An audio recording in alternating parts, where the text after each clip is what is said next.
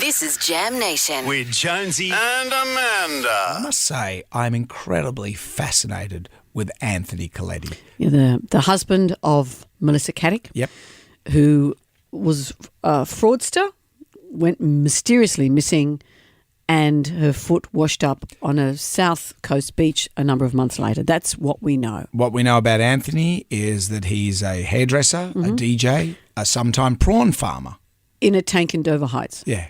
And he has been described by his own father as not the sharpest tool in the shed. But, I kind of like the guy.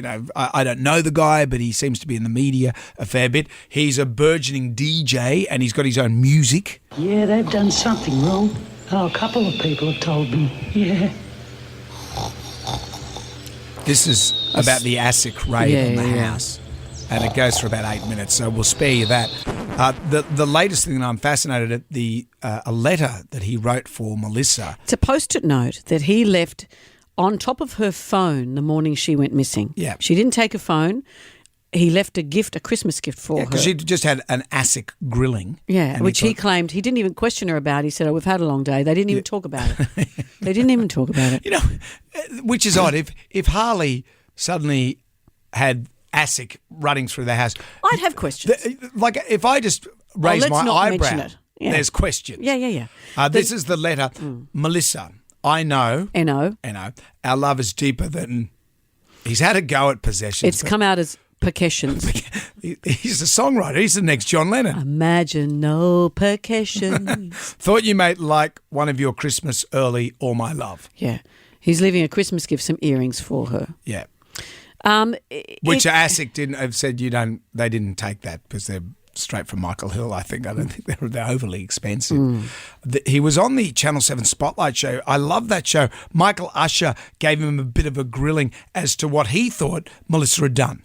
What I believed happened is that she lost the money trading on the stock market and she was probably trying to desperately make it up. But ASIC have released a statement saying that they can't trace it. I mean, there's no evidence of trading. Yeah, okay. Yeah, because he'd know. That's my response to everything. You know the world is round these days. Yeah, okay. There's a vaccine for polio. Yeah, okay. Your album's never going to go number one. Yeah, okay. But I'm fascinated at the nature of how they lived, and it's easy to think that he's a younger man who just takes the spoils of the life and doesn't question anything, and that seems to be how they've lived. He has said he never asked about money because he wasn't, quote, financially savvy. He's told the inquest he had no reason to question how his wife bankrolled their extravagant lifestyle. He thought she was a straight shooter. But in terms of a marriage, is he Pat Malone? How does it work in your house? Are there other couples there? And maybe this isn't unusual.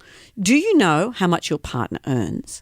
Do you know how they earn their money? Do you know what projects they work on? Maybe you just think your partner works in IT. I'm not saying there's anything nefarious here. I'm not saying that. But it's fascinating to me how much you know. Does your wife know how much you earn, Brendan? Yeah, I think so, yeah. Yeah, Harley does our books, so he knows all of that stuff. No. My wife's got all that. Actually, the scary thing is I don't know what my wife's got as far as on the stock market. Like she's got all these Harley could have a Swiss bank account and I wouldn't even know. She's got this St. George account. It's called the FU account. Yeah. How much goes into that every week? The FU account, and I don't know what FU stands for. Oh no, I think it's an IT term. Fun up or something like that. Yeah, something like that. But so the FU account, and but I think she could be fleecing me. I would have no idea. No, there'd be lots of couples where this stuff isn't discussed.